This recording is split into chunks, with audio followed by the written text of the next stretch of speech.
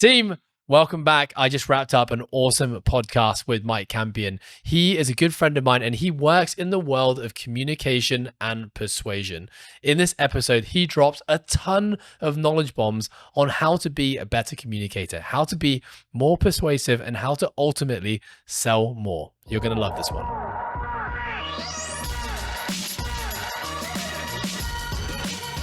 Michael Campion, welcome to the Process Podcast. Thanks, Ed. Good to be here. How are you today? Really well. Really well. Thank you. Feeling good. I've been up since 4:30, which is early for me. That's probably normal for you, but I'm not a morning person. Still quite early for me. I'm not a morning person, but yeah, flew in from Singapore, as you know, just to be here with you. Obviously, there are other priorities, but this is the main priority for today. So, no, really excited to be here, mate. Campo, we've known each other for a pretty long time. Yes. A pretty long time. Yeah. I've had some good memories over the years. We recently had a round of golf, maybe a few weeks ago, 4 weeks ago. And it was really nice for me to get a big old catch up on where you're at in your life. And having known you for so long, your life has taken many twists and turns, personally, but also professionally. I think your professional story is really, really interesting. And so I'm really excited to have you on the podcast today because I want to learn more about it. So I think the first question I'm going to ask you is, how do you sum up who you are and what you do? Wow. Give it a go. There we go. Straight in the deep end. First and foremost, I really enjoyed playing golf with you as well a few weeks ago, not just because we both love golf, but we don't actually get that much time to spend 4 hours together with anyone, do we? Like the people that we know, love and respect. So having 4 hours together, walking the course in the sunshine was glorious. So really good catching up, mate. I think if I was to sum up who I am, where I've been, I think I'm someone who is a giver. I think I'm someone who always naturally tries to help, and that is most reflected in my current role as someone who helps people communicate more persuasively. So I'm a corporate trainer, I'm a podcaster, I'm an executive coach, and essentially all I'm trying to do day in, day out is trying to help people find their voice, help people find their narrative, and help people become more persuasive so that they can bring good ideas into the world. That's what I love doing. I love helping other people win and seeing other people win. And obviously I've worn many hats in my previous lives. As you know, I was a professional footballer. I was an investment banker. I've been in recruitment. I worked in wines and spirits for your mum, as you know, for quite some time. I've been building a sake business, a Japanese sake business, for the last decade. So I think that entrepreneurial streak has always been there. And if you actually look for a common thread through all of these things, right? Investment banker, professional footballer, corporate trainer, speaker, I'm always in the arena. Always. High stakes. If I mess up, there are consequences. And I love that. I actually love the consequential environment where if things go wrong, they go wrong quickly and they go south really quickly. But the upside is there too, right? There is no one coming to save me. And that makes me feel alive, to be honest with you. That is always a part of my DNA. I think for a time I was lost, when I worked in investment banking, when I went into recruitment, for example, I sought out some safety in the corporate 9 to 5. And that's where society pushes you. But if I'm honest, a bit like you, I'm sure, I may be projecting, but I'm pretty sure that you don't love authority, you don't love bureaucracy, and you like being your own boss. And if you're built that way, anytime someone tries to put you in a box in a corporate 9 to 5, you're going to struggle. And it's not because the corporate machine necessarily is broken, or it's just not for you, and it's not for me, and there's no point fighting it. And that's why I'm in a really good place right now. We were speaking off mic a few minutes ago. I think I'm finally in a place where I can fully lean into who I am, what I stand for, and what I love doing. And I haven't always been able to say that. I've been able to say that in pieces. As a professional footballer, that was my dream. There's a lot of athletes watching and listening to this. It's every boy's dream, right? To play professional rugby like you did. You pulled on the national team jersey. So did I. Just a different shaped ball, right? Smaller biceps, but, still very proud moment. I will never forget that, walking out into a stadium of 30,000 people. But I think this is where I'm supposed to be, and that feels really good. What about what you're currently doing makes it feel like it's where you're supposed to be? I think the universe gives you signs, right? And it gives you immediate feedback if you're doing something well. So some of it is internal. You will feel it in the moment where you're just in a flow state. So for me, I'm not ashamed or I'm not afraid to say I've done the work. So, we can dig into it, but I'm 40 years old now, coming up for 41, right? Ever since I was 16 years old, that's 25 years now of really obsessively studying the art of communication. So I was quite a nerd. I was quite a geek as a younger child, kind of found my confidence, found my way from 16, 17, 18 onwards. But I was always a keen observer of social dynamics, of social psychology. And I loved trying to deconstruct what made people be moved emotionally, what made people lean in, what made them laugh, what made them retract and lean back and feel awkward. And deconstructing that is just something I can't turn off. I can't turn it off in my brain. And as a result, I've built up this wealth of knowledge that I love to use to help other people because I fixed myself first. Like I was super shy, super reserved, wouldn't even put my hand up in class, right? You know the story. And today I get paid to speak in front of thousands of people. It's a blessing, it's a privilege. But I feel like it's a calling for me because I fixed myself first and I solved my own problem. And I want to do that for other people because it was a real pain point. And if I can help other people step into the best, most fully actualized, most fully confident version of themselves, we all win. We all win. I like that. So, you had a pain in your life. You were able to find a way to navigate around it. And now you want to pay that forward to the rest of the world. 100%. What was the catalyst, when you were talking about like 15, 16-year-old Mike, who's shy? Because 15, 16 years old, that's a little bit before we probably started knowing each other. Yeah. It was like, basically, I think you were at the end of school. Yeah, so you probably missed that version of me. So I kind of always saw you as like 16, 17, 18-year-old Mike Campion, who was like super confident, really, really good footballer. And then obviously we've been basically mates since then. So I've seen you like, mature into a man that has, very eloquent and has, very confident with his words. So I haven't seen that version of you. So what happened as a 15, 16-year-old that made you start, I don't know. Yeah, it just started you on this journey in trying to learn more and understand it more, and has ultimately got you to where you are now. What happened? Yeah, it's a good question. What the hell happened summer of the year 2000?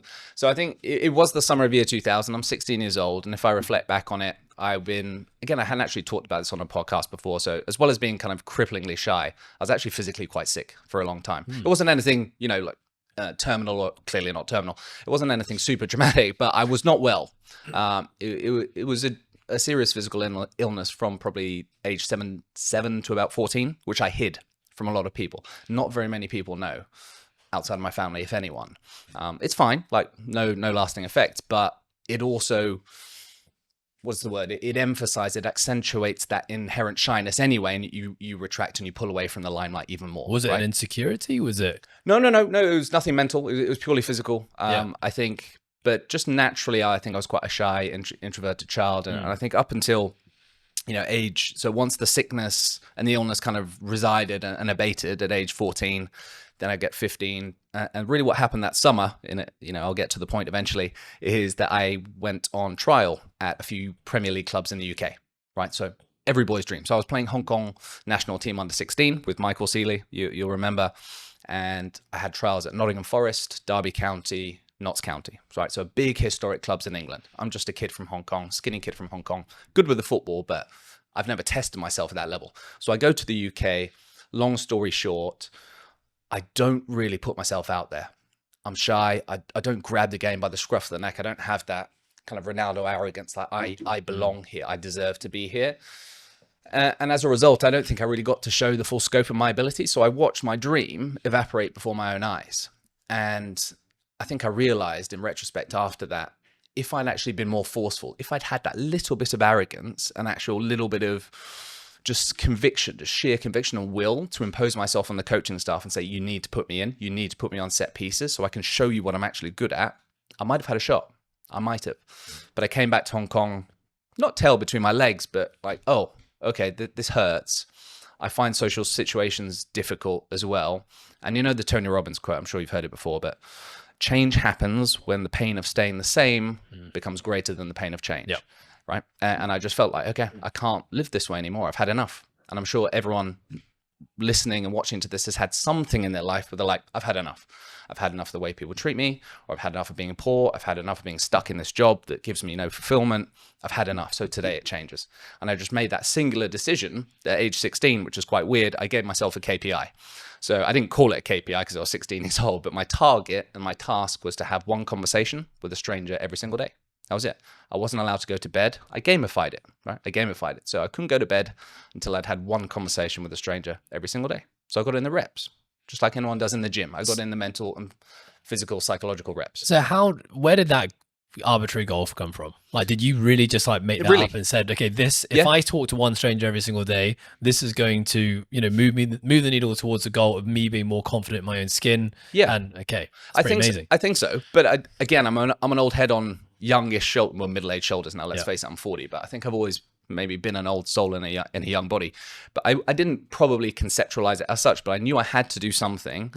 And my sister, Jenny, she says small or nothing. She's a fitness trainer as well. It's not all or nothing, it's small or nothing.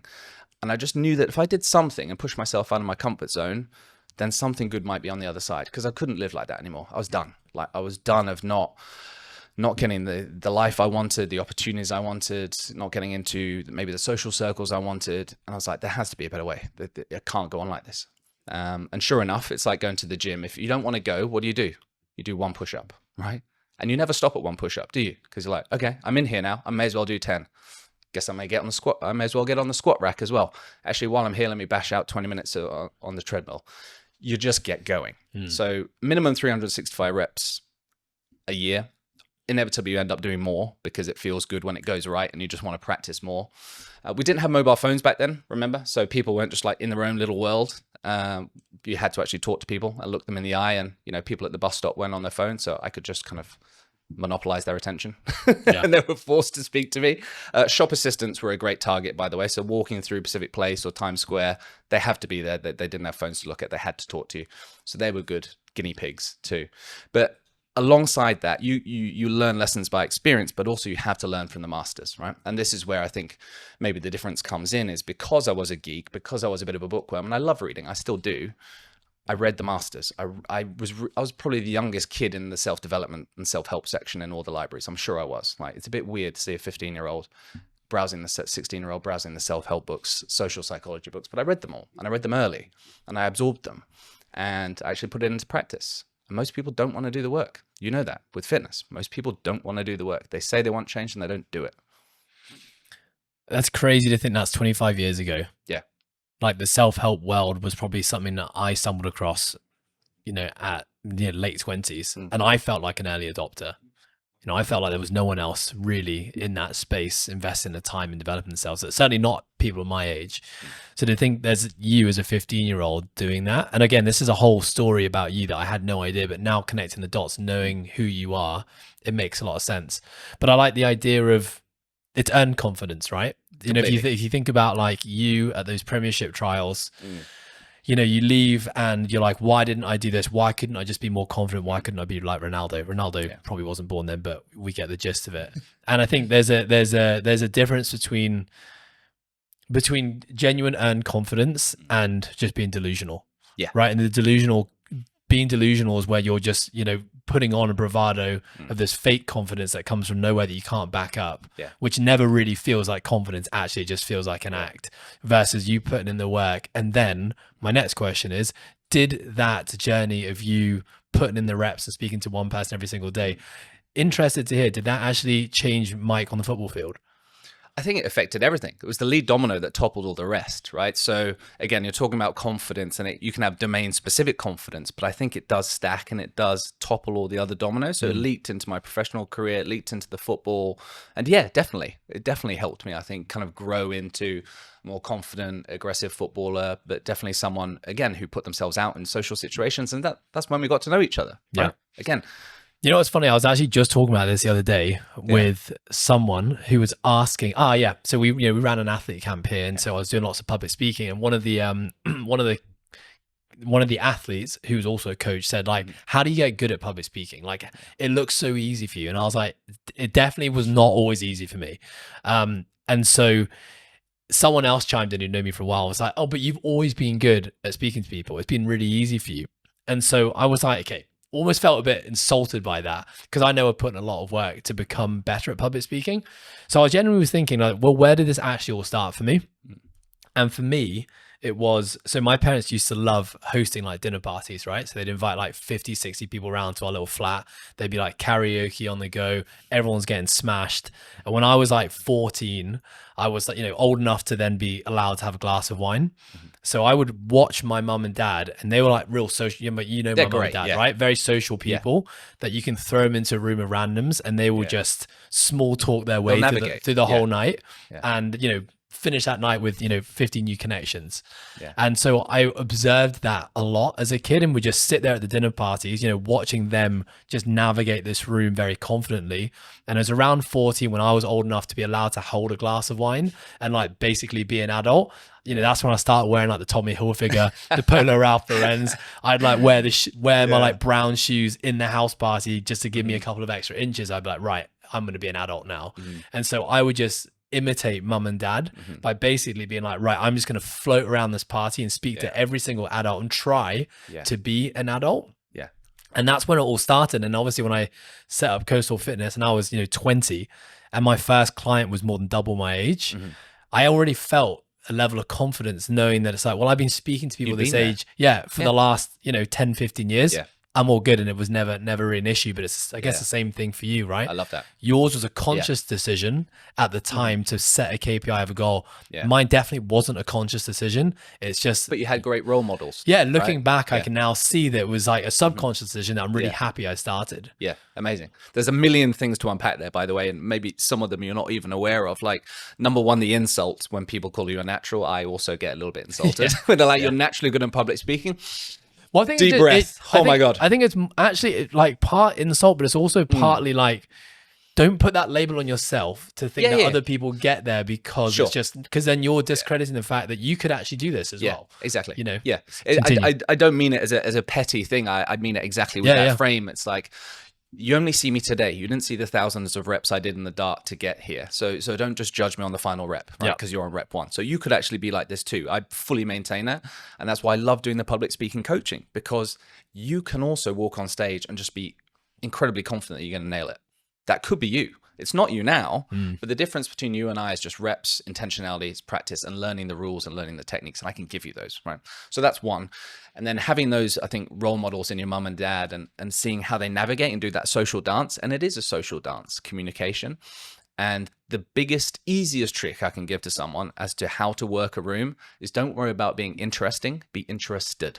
Don't be interesting, be interested. If you watch Lillian and Mike, your parents, anyone who's good at charming and working a room, they're intensely interested and present with the person in front of them. They're not looking for someone more interesting. I'm not looking for Alex in the back waiting for him to turn around so I can go speak to him. I'm with you and I'm asking good questions and I'm laughing and I'm building on things. I'm mirroring your body language. You are the most important person in my world right now. And that is deeply charismatic. And that's what good networkers are good at doing. And it doesn't have to be forced, right? Show a genuine interest in other people.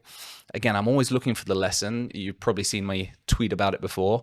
Maybe not, because you're actually a busy guy. But the principle is pretend everyone you meet was sent to teach you something. And I always try to remind myself of that. Some days I forget. But most days I'll get in the back of an Uber and I'll be like, talk to the driver. Don't just do your emails. You might learn something. And I do, inevitably. If I bring that energy and I bring that mood and we end up having a great conversation, time flies, I've made a new buddy by the time the 20 minutes is over. If you get in and just assume he's going to be grumpy, and you'll get what you give. And what is a knock-on effect? Like you're talking about, okay, these are important communication skills. Ultimately, what happens by communicating like this? Okay, multiple things. So your life will get better, and career is the most obvious one, right? So if you can influence people, if you can get them to emotionalize and adopt your goal as theirs, right? You can influence, you can persuade, you can nudge, you can get your way. Your relationships will be better. You'll have fewer arguments. You'll have fewer miscommunications. You'll have fewer conflicts. You'll be able to navigate them better when they do arise.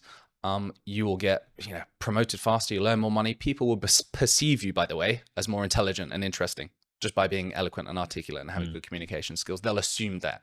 Like, we assume people who are confident public speakers are just competent in all areas. And again, that's not true. But that is the assumption, because, if someone can radiate clarity, I always say clarity of speech comes from clarity of thought. Clarity of speech comes from clarity of thought. So if someone is actually really clear and articulate and eloquent, it's because they've done the work. They've done a lot of hard thinking. They've spent the time to reflect and distill their ideas. And it's why writers actually and authors are some of the best speakers, because they've spent tons of time alone writing, distilling, refining their ideas. So when they speak, it feels like ad hoc, it feels spontaneous, but it's not. It's the result of all the work they've done before. And Churchill, one of the greatest orators of all time, again, wasn't a great public speaker before. And the guy that wrote his memoirs was like, oh yeah, the funny thing about Churchill is he spent a lot of time practicing his ad hoc speeches. So Churchill would pace his apartment in London for hours, just practicing to himself in the mirror out the window. And then when he gets on stage, yeah, he moves nations. So there are huge benefits to being a good communicator. I wanted to quickly interrupt this episode with a quick shout out to our sponsors, Today Well Spent. I've been using this journal for 2 years and it has made a massive impact on my physical, but mostly my mental well-being. It is a guided journal backed by neuro and behavioral science, which I actually didn't know at the time. It has questions for you to answer at the start of the day, at the end of the day, end of every week, end of every month. And it's brought so much self-awareness to me of the things that positively and negatively impact my life. So if you're someone who cares about your physical and your mental well-being, which I think you do because you listen to this podcast, then go and grab yourself a Today Well Spent. Use the discount code THEPROCESS, one word in capitals, to get your discount. Okay, I wanna narrow this down now. Sure. Because I think communication is extremely broad. Yep. And obviously it's fascinating. It's something I'm very fascinated in as well. But I want to talk. Okay, you said the word a few times now. You talked about this word persuasion. Yes. So when I think about persuasion, I think about the first thing that jumps to mind is like convincing someone. Okay. Okay. And the second thing I think sales. That's a word that pops into mind. Like, you're trying to get someone to buy something of yours. And probably the third word that jumps to mind when I think about persuasion is manipulation. Yeah. Okay, so you're basically trying to get someone. I always like picture the sleazy car salesman. He's got like slick back hair, he's got a jacket on, and you've asked for a Mercedes, and he's trying to sell you a Volkswagen. And he's like dead set that he's going to sell you this Volkswagen, and it feels, and you deep down you're like, this is just not what I want. But he's just he's banging on about it. So, can you break down the idea of persuasion and ultimately like how this leads to sales? And I guess like how can we be better at persuading and selling?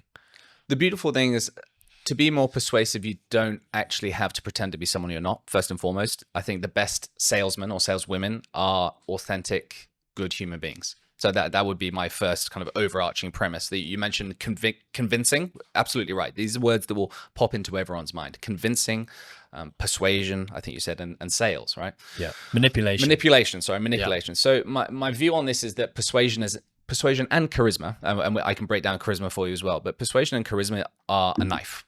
It can be used to perform open heart surgery and save someone's life, or it can be used to harm and stab someone in the back. The skill in and of itself of communication and being articulate and being persuasive is net neutral. It's just what's in here and what you intend to do with it that makes it good or bad, right? In and of itself, it's not a bad thing. With sales and manipulation and convincing people to do something, the funny thing about your kind of sleazy car salesman avatar, and everyone always refers to that, is how many times have you actually encountered someone like that in real life? Not very many. Maybe in your industry it's more prevalent. I don't know. I think, probably in my industry it is quite prevalent. Yeah. But I think that's through probably things like social media, where they're speaking not directly to you, but they are.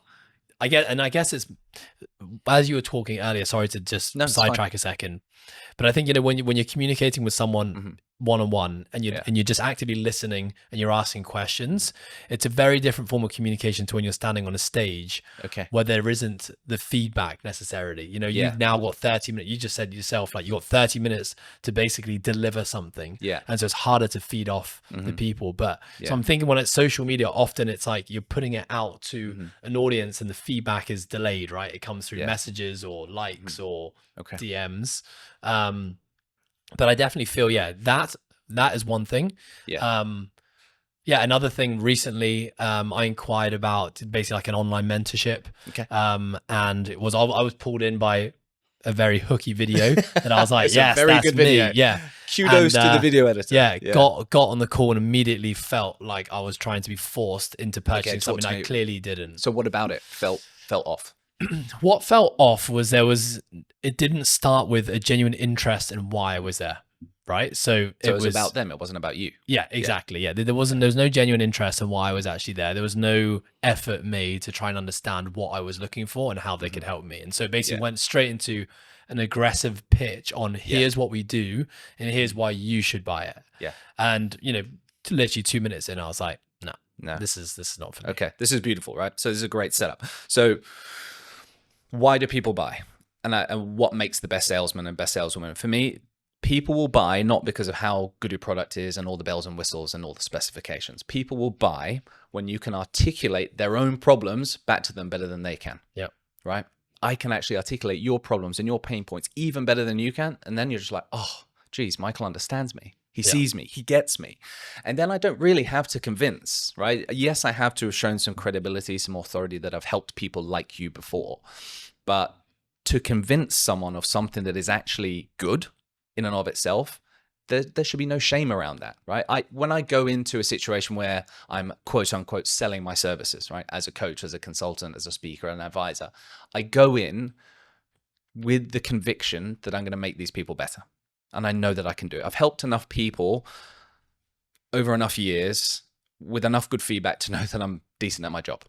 So you're the earned confidence. It's the earned confidence, right? So when I go in, I genuinely really want to help that person, and that will ooze out of me. That will come out of every pore. And I think it's the opposite of the sleazy car salesman and the aggressive guy that you had on the phone, because they're just talking about them. So really, the best salesmen ask great questions. They ask great questions, and they're trying to uncover pain points, and they're problem solvers and they're problem finders. So like economy class salesmen, I categorize them as product pushers. Here's what I've got. Here's what we've done. Pitch, pitch, pitch, pitch, pitch. They haven't asked a single question. First class, business class salesmen and women, they ask good questions like, what's keeping you up at night? How could this be done better? What would your dream outcome be?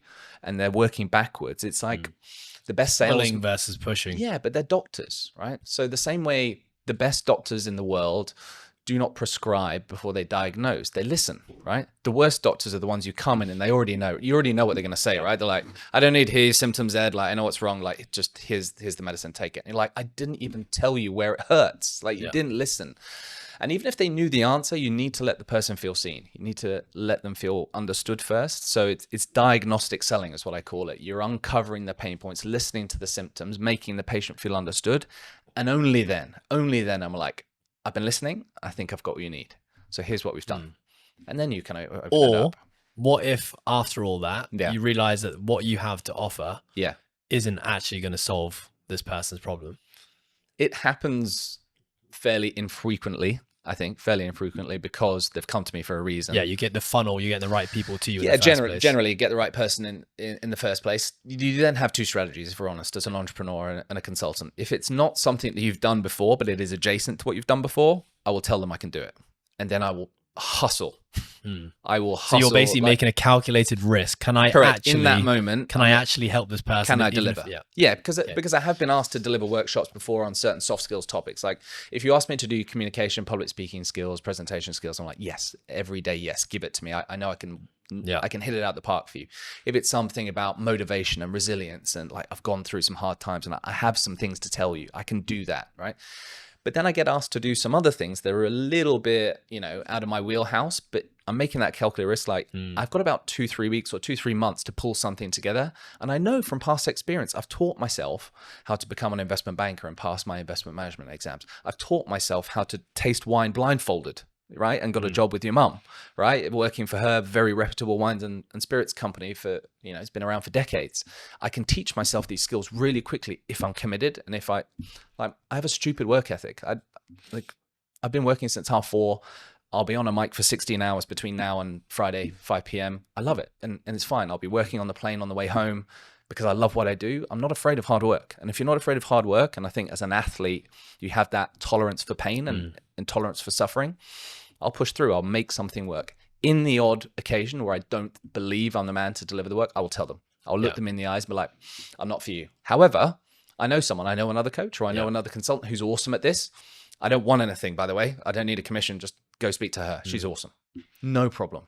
Yeah. And that ultimately comes down to the fact that your mission when you're meeting this person is to provide as much value as possible. Yeah. And if you can't do that, you're still going to find a way to do it. Yeah, I hope so. And I mean it with every fiber of my being. Like, I would much rather, if I don't think I can help, I'd rather find someone that can help them. And again, I don't want anything out of it. Good karma will come back, I'm sure. You know, they'll recommend me when the time is right. Could be 5 years, 10 years from now, but it'll come back. Yeah. So I just read this. Have you read a book called The Go-Giver? No, I haven't. No. Amazing series. Yeah. They've got a series of books. And the last one, which I just read on the weekend, was called The Go-Giver Influencer. Okay. And so when I thought the book was going to be about social media influencers. Yeah. But actually, it's really all about everything we're talking about. Okay. And the way that they defined how much influence you have on someone or the world is by how abundantly you put others first. Yeah, I like that. Which is ultimately what you're saying. Yeah. And if you can put people first, then that's how to create, incredible influence, whether you're a manager, whether you're someone on social media, etc. Okay. Yeah. So I want to bring this back to like real world now. Okay. So in a context where I think a lot of people are trying to sell, which is social media. Okay. So the world of social media now, let's say I'm a brand, Coastal Fitness and the Process program. We've got, at Coastal Fitness, we are, trying to sell memberships and get people here so we can impact and change their lives. And then we got the same for our online programs. Does that pose a different set of problems? And is the approach to sales through social media, does that have its own unique set of rules that don't apply, that don't relate to what you just said? So I'll preface this by saying I'm not a social media expert. So I'll put that front and center. I don't have a massive following. I think I have a loyal, small following that understand me and know me and trust me, but I'm not a social media expert. But I think with social media, the beauty of it is you can reach so many more people at scale. And again, the whole reason, like, you have a podcast, I'm sure, and I have a podcast, is not so I can show off. I've got the platform so I can help more people, right? Yes. So you want to help people at scale, because you can't scale the one-to-one training that you're doing downstairs unless you do something like that.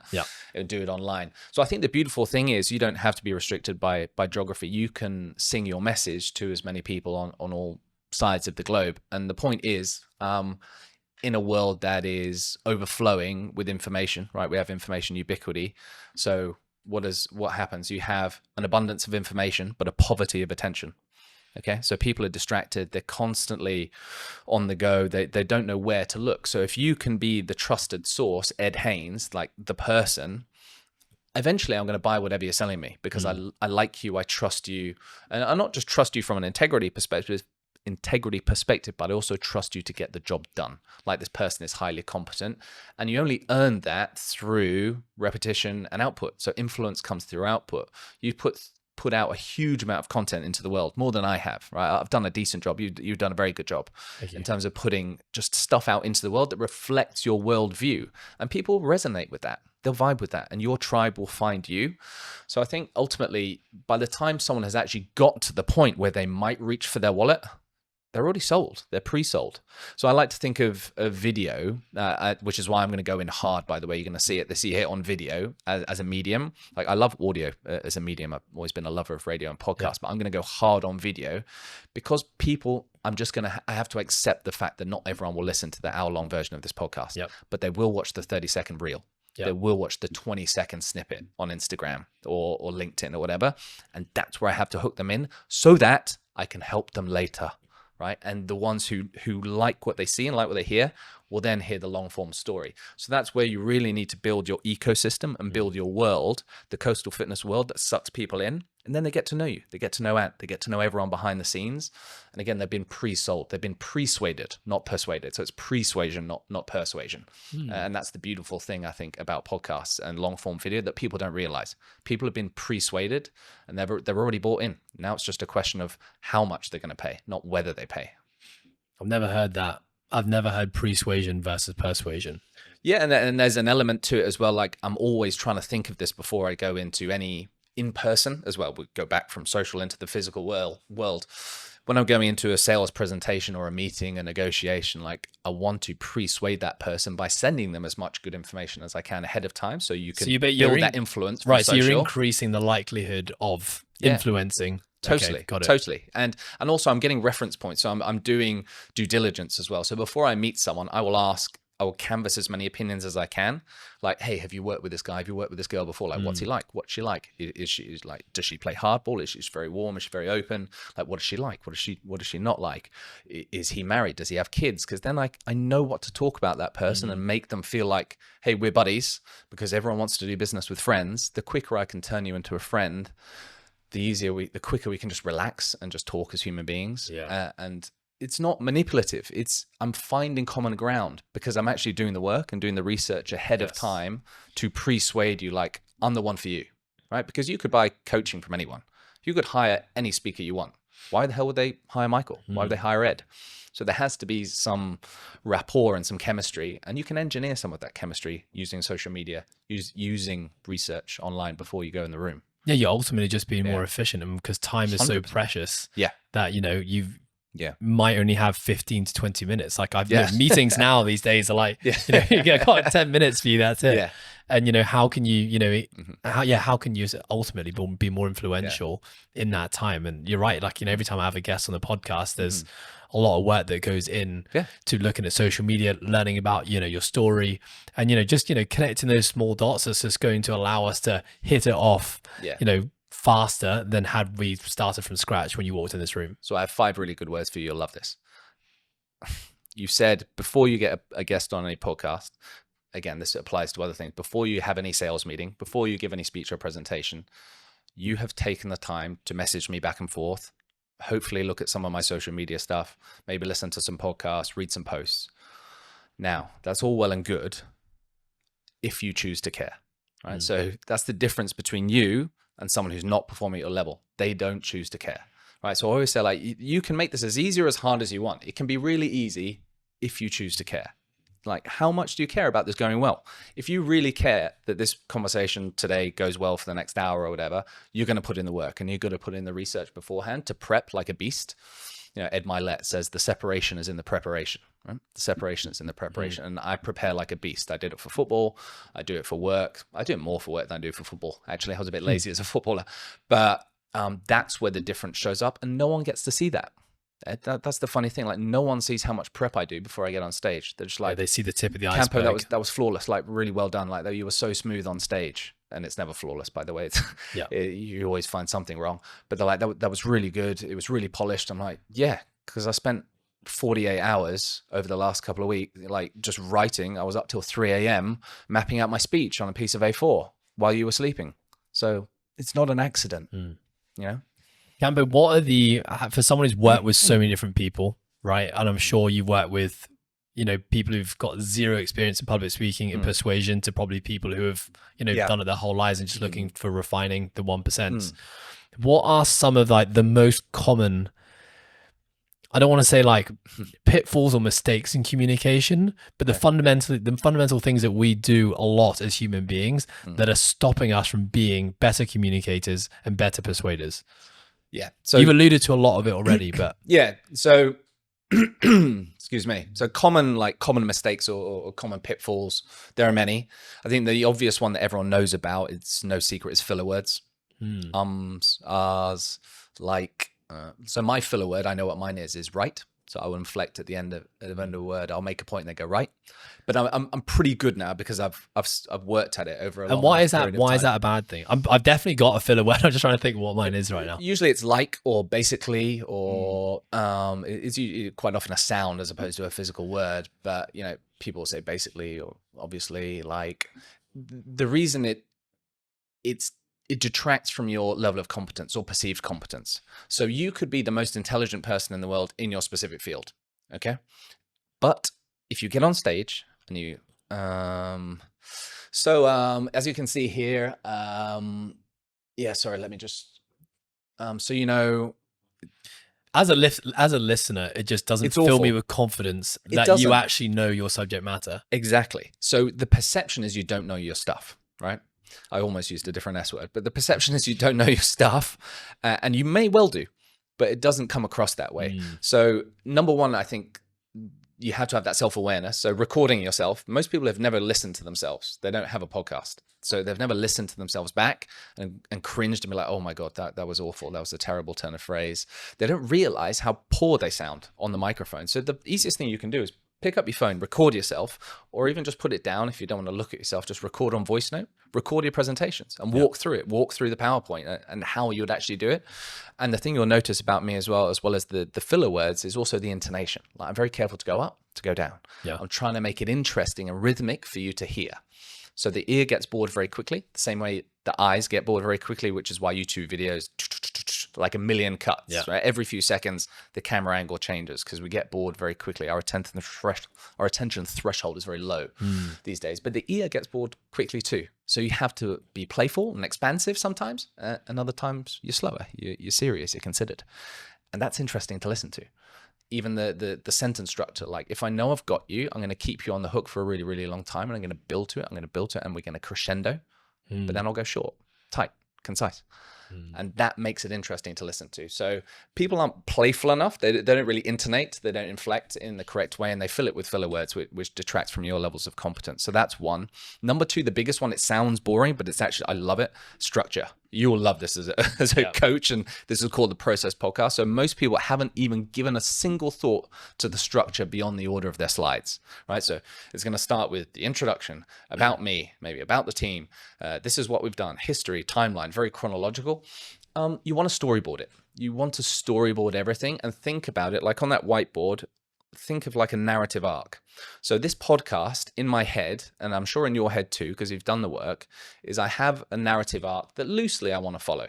There's zero prep. I have no notes. Okay, I'm flying with the wind.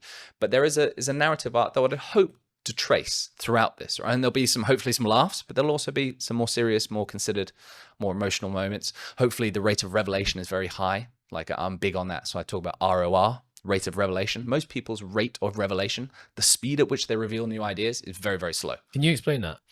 So most people will take 5 minutes to make a point. And my whole thing is get to the point. So you start with the point, give them the punchline, give them the principle, and then I'm going to tell you why. So if you want to storyboard, so it's PREP, P-R-E-P, the PREP method. So I start with the point. Tell me the punchline. Tell me what's wrong. Tell me what's great. Then R stands for reason, right? The reason being. And then E is example. So then I bring it to life with a case study, with a life lesson, with a story. And then I hammer home the point again. So it's point reinforced as a principle, like wrapped in a lesson. What's the moral of the story? Do you have a really easy go-to example you can give me for that? Oh God. Where you're putting that putting me on the spot. You're putting that prep principle. Because I love it. I'd love to hear like how that plays out. Okay. So I'll do one, right? Well, we talked about earned confidence, right? Like how do you become a good public speaker? Why are some people better than others? So my point would be talent is practice in disguise. Talent is practice in disguise. Reason being, when you see someone on stage, you've seen their 1000th rep while you're comparing it to your first rep. For example, I was shy. I was introverted. I was reserved as a child. I wouldn't say boo to a goose. But one day at age 16, I looked in the mirror and I said, I've had enough of being shy. And that day I refused to be afraid anymore. And I had a single conversation with a stranger every single day. And now I'm a professional speaker. Like you wouldn't believe it if you'd met me when I was 15 years old. But my point is, greatness is made in the dark when no one is watching. Oh, come on. P-R-E-P. Hey. On the spot, mate. P-R-E-P. Don't have a job for you, but I'll hire you. Yeah, but it works, right? It works. It's persuasive, and I did it in 60 seconds. And I could reveal new information at a speed that was interesting to the ear, hopefully. The internet will be the judge of that. But that most people will take 5, 7, 8, 9, 10 minutes before they reveal something. And the best artists to watch, by the way, are stand-up comedians. So if you go to a stand-up comedy show, how long do you expect to go without laughing? 15, 30 seconds? Tops. Longer than 30 seconds in the crowd at a stand-up comedy show is awkward. That is, oh my God, you're gone. You're done. Unless you're an exceptional long-form storyteller like a Billy Connolly or something, right? And you're just your top 0.0.1%, right, of storytellers. But most stand-up comedians, it's a laugh every 15 seconds or you're done. It has to be. I was just listening to a podcast where it was talking about public speaking, but also talking about comedians. They were talking about Chris Rock, right? And so like, how was Chris Rock just such a demon on stage, right? He's literally like an hour non-stop where you are like creasing from the start to finish. So again, like, we talked about the tip of the iceberg. Everyone sees Chris Rock and they just think, wow, this guy's just so funny that he can just make you laugh nonstop for an hour. But then beneath the water, the work that he's put in, how a lot of the comedians, so I've learned on this podcast, is what they'll do. They'll take they'll be playing with a concept or a gag, right? And they'll take it to like the small comedy show down the road and try that gag out. And if the gag gets like rupturous of laughter, then it's like, okay, cool, I'm going to bank that one for when I need to. If it's, it's a bomb and no one's laughing, it's like, okay, I'm probably not going to try At that least one it again. happened on 72nd Avenue and not, Exactly. at Broadway. Exactly. And so where Chris Rock is at now is, he's doing all these shows all the time. He's accumulated so much gold that he knows it's just going to be an absolute hit. And he's got 2 hours worth of that now that he can just, funnel out, joke after joke and know with confidence that he's going to be crushing it. Yeah, that's it, right?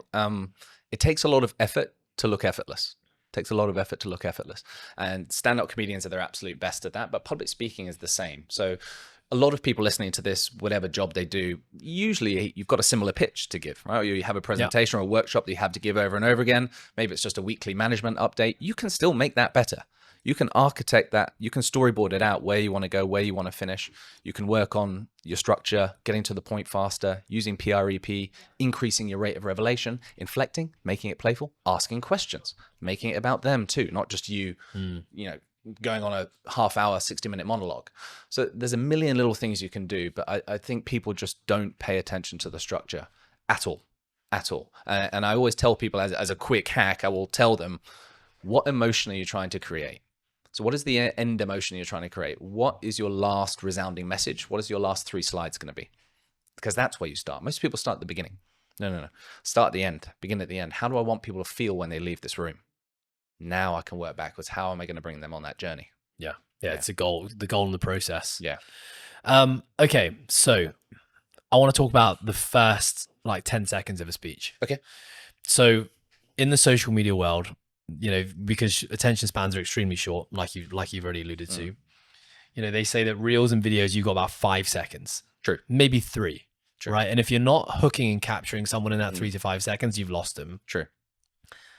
I think about the same when I do public speaking as well. I don't know if you think about this as well, but how you open the speech. So you were given an example there, which like, it's painful. I was just at a wedding on the weekend, and some of the speeches from the best men were basically like this, right? It would start, and it was well intentioned, right? There was of course good bits and bobs in the story, but it was like, hi guys, hope you're all good. Oh, what a lovely night it is tonight. Oh, doesn't the bride look great? Hope you're all having good time. I hope you got those wines down you. Okay, well listen, I'm the best man. I'd love to just gonna say a few words about. Anyway, by this point in time, like you look around the room and they've tuned out. Everyone's shifted on their seats and they're talking to the person next to them. So how important is the first like 5 to 10 seconds of a speech, and what tricks of the trade do you have to make us better at starting with a punch? I don't know if that is even important. It's super important. So I don't know if I want to phrase it or frame it as tricks, but there's certainly techniques and things you need to be thinking about. So the first one is get to the point really fast. Again, we talked about before. So get to the point. You don't need to introduce who you are, what you do. Just get to the crux of the problem really fast, because you've only got 5 seconds to hook them. The interesting thing is, principle from the world of sport to public speaking, the game starts before the whistle blows. So you can warm up the room before you even start the presentation, which is the thing I love. So what a lot of people don't think about, whether it's on Zoom or whether they walk into a boardroom or a meeting room, is how have you actually worked the room? Same way stand-up comedians have warm-up acts and bands have warm-up acts. So they don't have to come in cold at 0. So you're using the people before you to warm them up. Or I'm mingling with the crowd. Like I will mingle with the people I'm supposed to be pitching to, people in the audience. I'm making friends, having a little bit of a laugh. And then that conversational Michael, the best version of me, like sociable, conversational, relaxed, funny, will then go on stage on the mic from second 1. Yeah. So that's really good. Rather than obsessing over your notes and being like, okay, and then coming to it. Yeah. So that's a big mistake. 0 to 100 is hard for anyone. Doesn't matter how good you are. You can easily nail that start by just practicing. And most people don't. They don't know what their first line out the blocks will be. And it has to be something impactful. It has to be. You has to grab them. I don't care what it is. The technique is unimportant, but you have to grab their attention with a massive problem or a rhetorical, but you have to get them quickly because then they're emotionally involved. And most people will start like, so nice to be here today. Can you see my screen? Just let me know if you can't see it. Yeah. Assume they can see the screen, dude. Yeah. Just assume and just start hard. Because you need to start strong, you need to finish strong. You're going to lose people in the middle. At some point, you can't keep everyone. If you're really good, you'll keep most of them, but you can never keep everyone. But if you start strong and finish strong, people will remember you and they'll associate all those positive qualities with you. But as well as starting strong, all of your transitions from slide to slide, people usually use slides, or from scene to scene, from bit to bit, you need to nail your transitions. They need to be really smooth because most people, they've got the clicker. They're like, so yeah, as you can see from this slide, what was it? No, you just start with authority. Like, as you can see here, this did this, X, Y, Z. And people fumble through it. The filler words are horrible. It's so true what you talk about. I actually had never thought about this. I do it, but I never thought about it consciously, like warming up the room. We talk about it with our group classes, right? Because a group class, you're essentially kind of standing up in front of a crowd of people and you are, trying to capture their attention, and then you're trying to deliver a great hour. Now, there's a massive difference if you can be on the floor 5 to 10 minutes before the class, because, everyone's arrived 5 to 10 minutes early, and, you're spending just a minute or 30 seconds with each person, building a bit of rapport, having a laugh, having a conversation. Yeah. Two things. Number one, how much easier it feels when you transition out of that, your class starts and you're now at the front and you've already chatted you're among to everyone. Friends now. Yeah, exactly. You're among friends. Exactly. And then number two, just how much more engaged and at ease everyone else is in the room as well. Yeah. And I never thought about it with public speaking. It's the same principle. Yeah. So yeah, to distill it even further, and I want to make it as easy to remember as possible. Two things I coach everyone on: humor and interaction. So number one, one of my first managers taught me this as well. If you get a laugh within the first 30 seconds, they love you. They're done. Right. And it releases those endorphins and the dopamine, and everyone feels good. Everyone can relax. They're ready to learn then. They trust you. It just has that warm, fuzzy feeling. So if you can tell a good joke within the first 30 seconds, and that could be pre-mic as well, that could be walking up to the mic, working the room beforehand, again, you're good.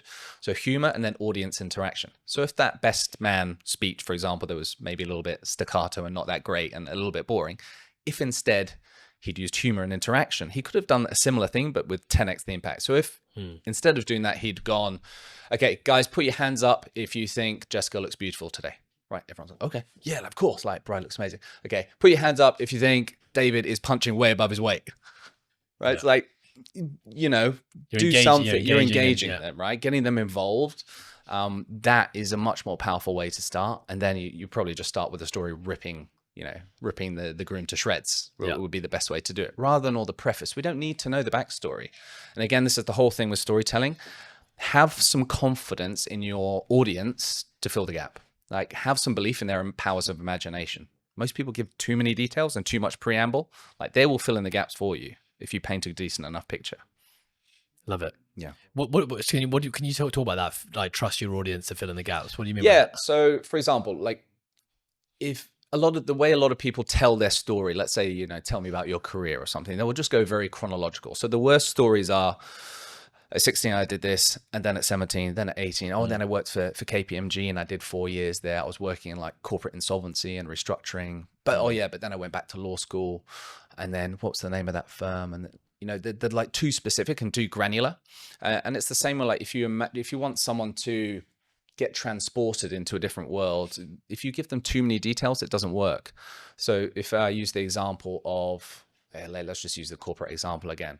So if I'm a manager and I say, I want to tell you a story about someone who left, right? Someone who left me, one of my best employees. Let's say your best employee downstairs, you don't have to name them, whoever they are, your best employee, just picture them, that they left you and it took you by surprise. So the way most people would tell that story is, back in 2018, I was working at HSBC, the one like down in Central, I was up on the 18th floor. So I was working in FX and money markets. And there was this girl called Jessica, and she, I really loved her. I rated her. She was amazing. She actually did an MBA actually at the same university as you. You remember? You're like, shoot me now. Okay. Yeah. A much better way to say it would be, you just start, again, like we said, you start strong, get their attention from the off. I remember working late one night. I thought I was the only one left in the office, and I walked towards the lift, turned off the lights, and I saw in the corner there was actually still one light on. It was Jessica. She was still working again. I didn't know it at the time, but that was the last time I was ever going to see her. You can transport yourself into that story. I didn't give you any details of what the office looked like, what industry we're in. Be like, oh shit, you want to know what happened, right? Why did she leave? Why was she, you were filling in the gaps. Right. So yeah. Does that make sense? Yeah, absolutely. I just made that up on the fly, so hopefully that was a decent example. No, that's very good. Yeah. It's the unnecessary information that's not actually contributing to the main message of what the story is. I just needed to know what you saw and what you felt. Yeah. I don't need to know the intricacies of it, because then people will fill in the gaps and make it more relevant to them, because everyone's probably been in that situation at some point, right? Love it. Do you have any other like what are the main things that we do that stops us from being better communicators? You've alluded to lots of great ones already. Yeah. We talked about filler words. We talked about the impact of the starting story. We talked about, overindulging in information that's not necessary. What else? What are some of the other main ones that we do? So we've talked, if I kind of go through it, we've talked about audience interaction. We've talked about the importance of humor, the importance of preparation. We've talked about rhythm, sentence structure. We've talked about kind of intonation. We've talked about, I think, a little bit about conviction, and I think how conviction fixes tone. I don't know if you've heard that from someone else, but conviction fixes tone. So again, if you have ultimate self-belief, and that's where the line is thin sometimes between like delusional self-belief and just supreme confidence in what you're doing and the offer you can bring, the value you can bring to someone's life. Conviction fixes tone, and it will remove any signs of the sleazy salesman, because you just believe with every fiber of your being that you're going to help this person, and that comes across, I think, in a really nice way. And if you're not utterly convinced, like, I don't know if you've ever been in a position in your life where you had to sell something that you didn't believe in. I have. Yeah. And it feels horrible. And your tone will betray you, and it will come across in your body language in ways you don't even realize either. So that's really important. I've done a little bit about the relatability and how to build rapport and warm people up. I think other things, do you want to unpack like charisma a little bit? I'd love to. Yeah, so charisma, I think, is that mystical quality, right? And again, we assume people are naturally charismatic, like he or she just has it. They have that X factor, they're super charming. But charisma really, as I alluded to earlier, is about an intense interest and curiosity in what makes another person tick. And hopefully that comes from a place of authenticity. Like, I want to understand you. Because most people, the biggest despair in most people's lives is that they don't feel seen and they don't feel understood. Yeah. No one understands me, right? So if you can be that person to actually show, like, I want to get to know you and what makes you tick, then like, oh wow, I'm going to remember this person for a long time. And the time I meet them 3 months from now, they remember my name and they remember the name of my kids and what I do and the things we talked about. That's also deeply charismatic, because most people forget, right? I always think about the quote which says, everyone walks around with an invisible sign on their forehead which says, make me feel important. Yeah, 100%. Yeah, I love that. Yeah, it's a great way to walk through the world and remember, like, okay, just make me feel important, make me feel great. Yeah. So charisma, again, you can dial it up and down. Like, I can choose to be uncharismatic if I want. I can choose. It's very easy. I can slump down. I can look disinterested. I can fiddle. My body language will change. My voice will not be particularly warm or engaging. Like, it's very easy. You can dial it up and down, and it's just it's a collection, in aggregate of like 100 different behaviors and habits. But if you can distill it, it's basically power, presence, and warmth. So power, presence, and warmth. Okay. And if you think 3 concentric circles, the sweet spot, charisma's right in the middle. So power can come from authority. It doesn't have to be domineering power, right? Power just means, do you have the ability to change my life for the better? So as a very knowledgeable fitness coach and health expert, you have power over me because you can whip me into better shape. Right? Yeah, in the world of fitness. In the world of fitness, yeah. I have zero power in terms of getting you to buy a better car, for example. Like, I couldn't tell you anything about it. But within that domain, you have power, right? And you have influence, which is great. But power can also come from the way you dress. It can be from the confidence and volume of your voice, right? Just being authoritative, having that presence about you. So that's power. The presence part is just, are you with me? Are you listening? Or are you on your phone? Or are you looking for someone more interesting to talk to over my shoulder at the dinner party? right? That's an awful feeling, right? It's a very awful when you feeling. feel like there's just experienced on the last weekend. Yeah, it happens, right? It happens to all of us. So power, presence, and then warmth is just, do you make me laugh? Do I feel comfortable around you? Do I like spending time with you?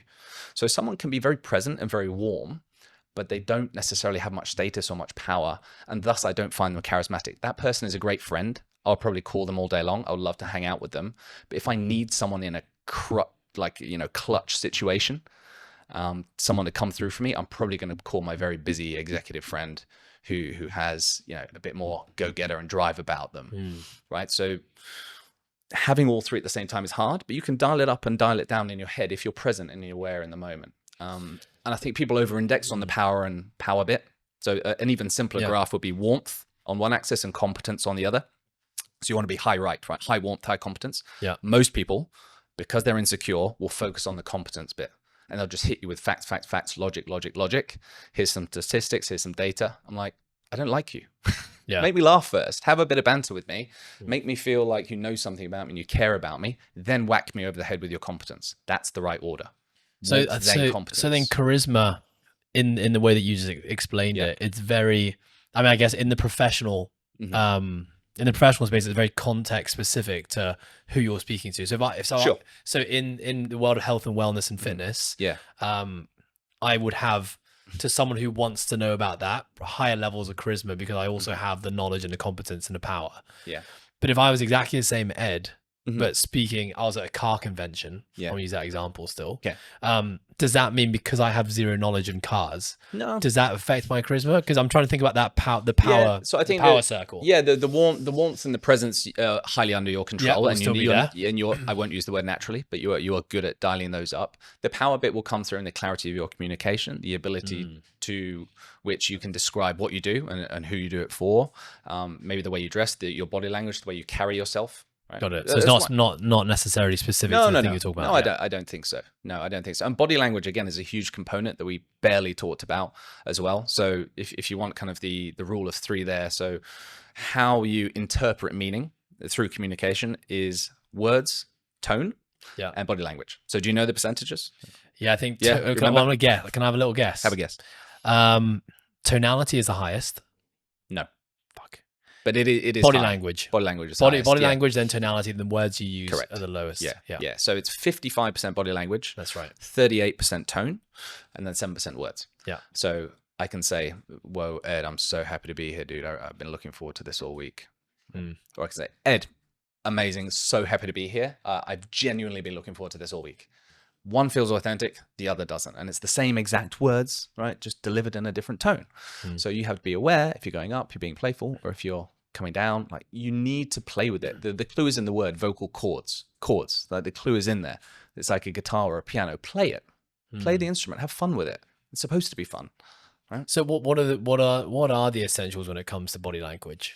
The first things I think of is like, okay, eye contact, head up, chest up. The moment you start saying body language there, I immediately, you felt yourself shuffled in my chair and brought my chest up a little bit. Generally, I think we're pretty good, but again, we're aware of it. But everyone needs help from time to time. I think mostly it's about being open, right? So it's about being confident and being open.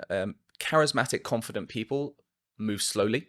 They look like they deserve to be there. They will take up space, not in like a domineering, what's the word, like, when men kind of take up an inordinate amount of space on the MTR, like they're man spreading, right? That is not what I'm talking about. What I'm talking about is, as you said, having your chest out, having your shoulders back, making good eye contact, smiling and being warm as well. I think that's really important. But your hands, a lot of people don't know what to do with their hands when they speak. Like I get quite Italian and I use them a lot to gesticulate. I find that's helpful. So the best thing to do is functional gestures. So if you're talking about chopping things up, if you're talking about going high, talking about going low, your hands, when you're comfortable, will naturally follow anyway. Yep. Nice, neat little trick, because I'm speaking a bit too fast now. If you slow down your hands, your mouth will follow. So if you find yourself going all Italian and getting very passionate, like I do sometimes, slow down your hands, the mouth will follow. Neat trick. Don't know why it works, but it does. So keeping it kind of in this middle zone, just controlled. You don't want to be kind of fig leaf over the, over the privates or kind of the general hands behind. You don't want to be folded. Definitely. I think a lot of people just do it because it's cold in offices in Asia, in Hong Kong and Singapore. Sometimes you think someone's being defensive or they're aggressive and they're bored. Often they're just cold. So you have to interpret using their facial gestures and facial expressions as well, how they're feeling. But if I'm the one communicating and leading, I want it to be open. I want it to be receptive. And I always do this. So my workshop tomorrow, it's going to be 8 hours straight, right, of teaching people the art presentation skills. It takes a lot of energy.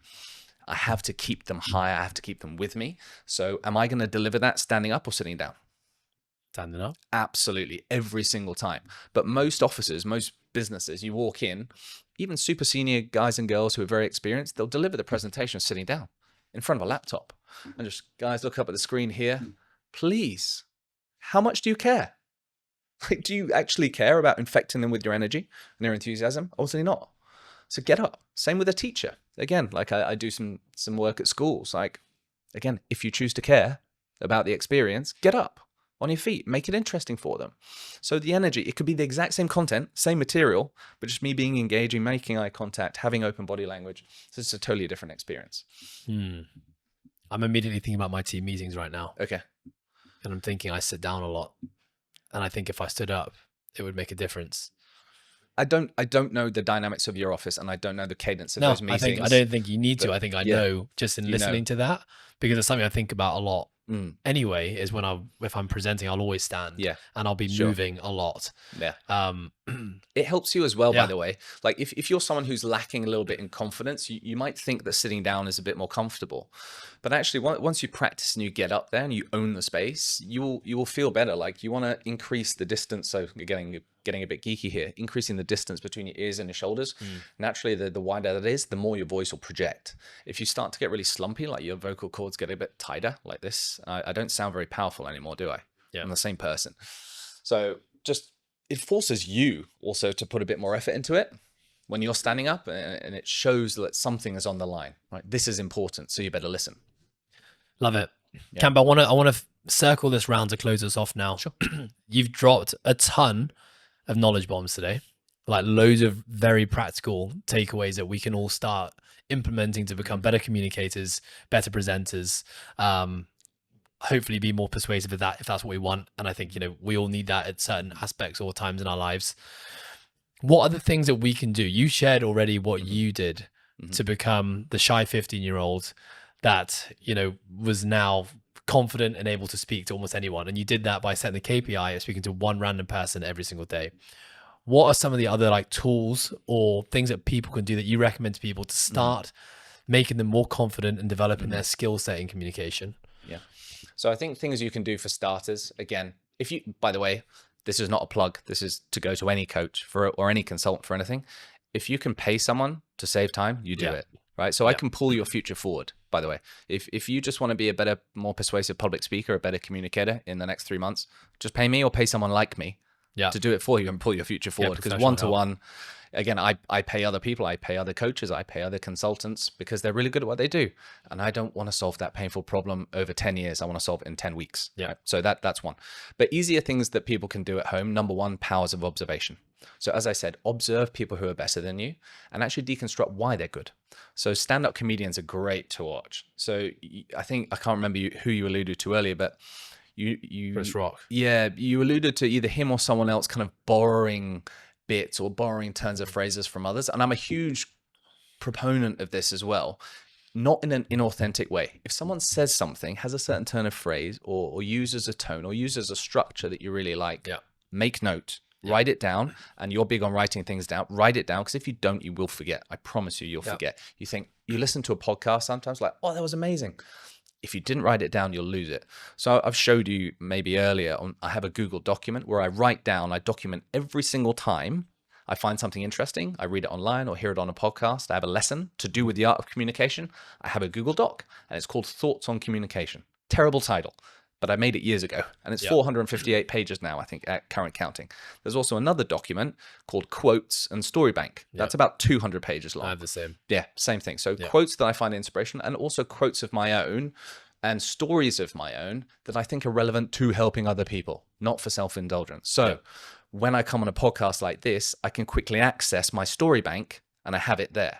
And again, if someone asked me to give us a motivational speech for 20 minutes, half an hour, I have a story bank that I can recall, and I'm not going from zero. So most people haven't actually taken the time to sit down with no distractions, pen and paper, watch a beautiful sunset. If you want, sit somewhere nice. I think it's helpful. You'll get more introspective and more, you'll find access deeper levels of introspection and I think reflectiveness if you do that.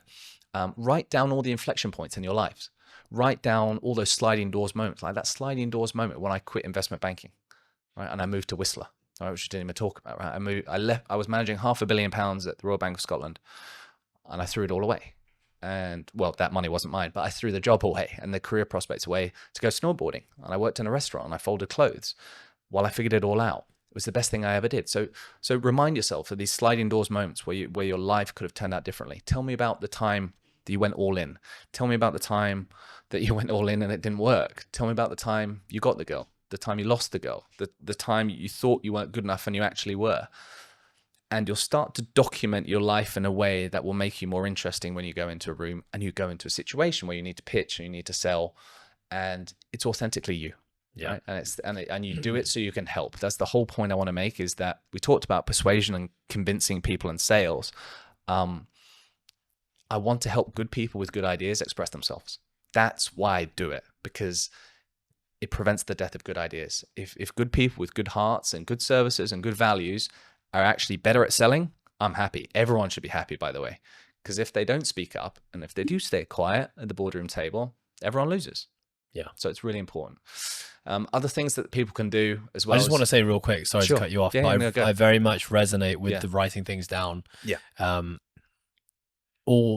Almost every podcast I listen to, if I'm going in with the intention to learn something from it, I'll have the phone ready. Yeah, me too. And I have my notes open and I'll be writing everything down, and I don't delete any of it. I have these 2 blackboards at home with just like, life-changing quotes. And it's only life-changing because it's changed my life at whatever point in time I wrote that on that board. And I'm constantly, because they're both full now, but I'm constantly rubbing out, adding new quotes, new points, just like, ideas that I don't want to lose. Yeah. So yeah, I very much resonate with that as well. Sorry to cut you off. No. I love that. And I'm glad someone else is doing it and living it and you see the benefits, right? So related to the powers of observation as well is just your consumption habits. So I talked about this the other day on social media, but I don't know when this episode is going to come out, so I'll talk about it again. So it's the theory of maximal taste. So the theory of maximal taste dictates that your level of articulation, the level of quality that comes out of your mouth or in your writing, is determined by your ceiling, not your floor. So the highest quality material that you are capable of absorbing and understanding and consuming, that's what will come out in your speech, not the worst content that you consume. So the good news is you can watch trash like Love Island, you can binge watch stuff, you can look at memes, you can scroll, as long as you listen to quality podcasts, you read long form literature, you read poetry, you watch people who are better than you, and you write it down and you document that, because rubbish in equals rubbish out. So powers of observation and just your content diet is really, really important. Nice. Number 2, record yourself. Most people have never done this, and I'm always staggered. I'm so surprised when I do these public speaking workshops because we record them. I'm like, get up, give me a 60-second speech on a certain topic. I record it and I show it back to them. I'm like, what do you see? And they're like, oh my God, I didn't realize I sounded that boring. I can't believe I sounded that boring. And the mirage just falls instantly. Good. Now I can help you. Okay. Now you know you have a problem. Okay. I didn't tell you you're boring. You saw it for yourself, and you saw how negative your body language was, and you saw that you didn't inflect. You were just talking in a really monotonous tone you see it and you hear it. So even if it's just recording voice notes, I tell people to listen to the WhatsApp voice notes or WeChat voice notes.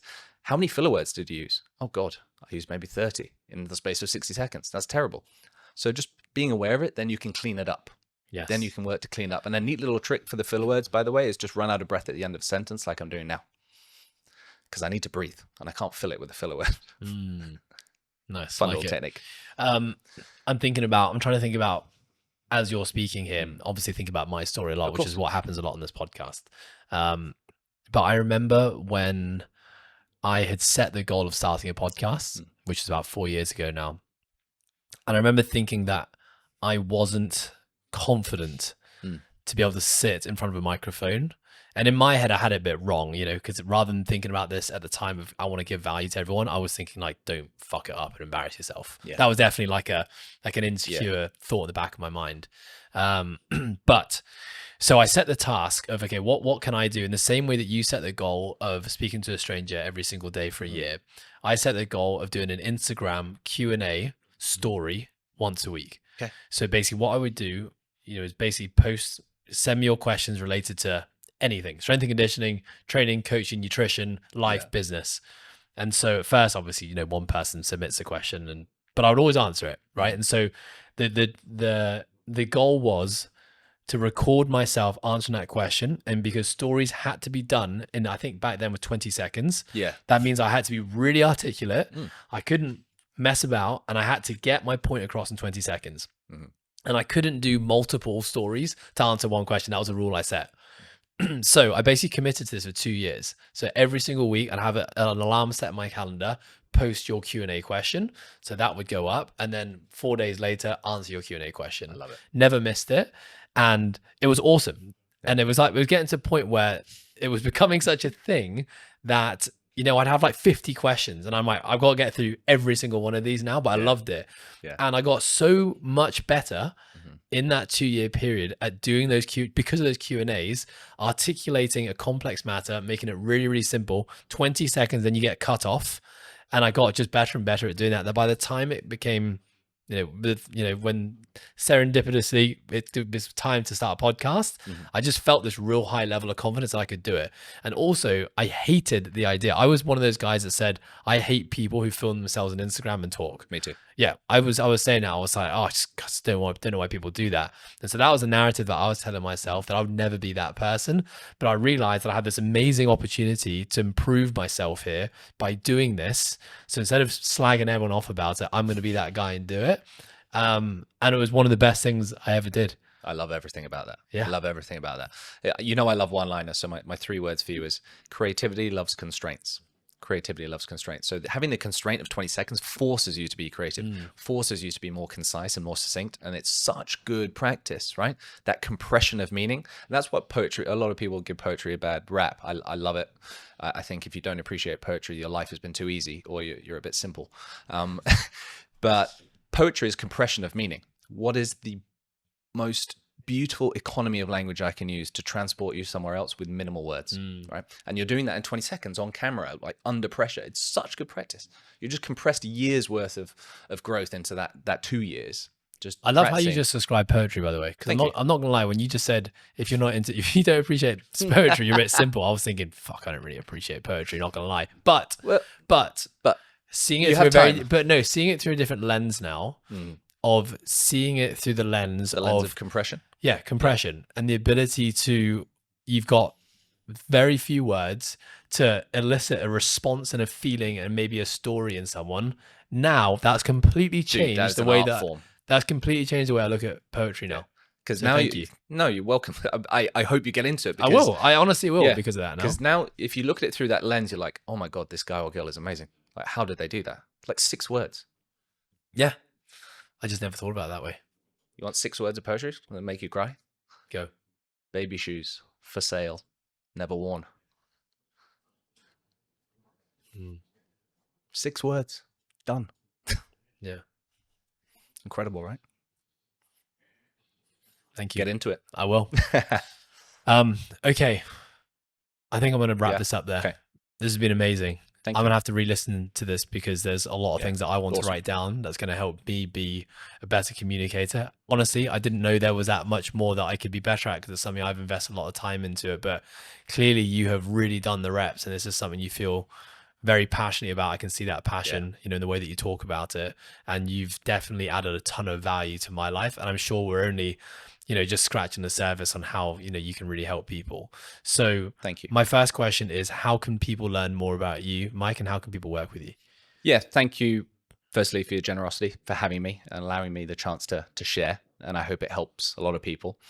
People can find me, as I said, I'm not a social media guru. I'm starting to try to be better because, again, I can help people at scale. Because everything I've done so far has really been through word of mouth. It's people who know me, they trust me, and they're like, go speak to this company, go speak to them, do a speech. So I'm trying my best. So I'm michaelxcampion.com. So my middle name is Xavier. So michaelxcampion.com, Michael X Campion on LinkedIn, and Michael X Campion on Instagram. Those are really the three main places. And my fourth one, which you will see soon, and I promise you I'm holding myself accountable. I will start my YouTube channel. I just launched it, but I will start to make a concerted interest and a concerted effort to actually do it properly. Do you know what I mean? Nice. I'm not going to start and stop. So I'm telling you now, like holding myself accountable on air, that I will commit to actually not trying to grow a YouTube channel, trying to share. Yes. And if people like it, they will find me and they will call me.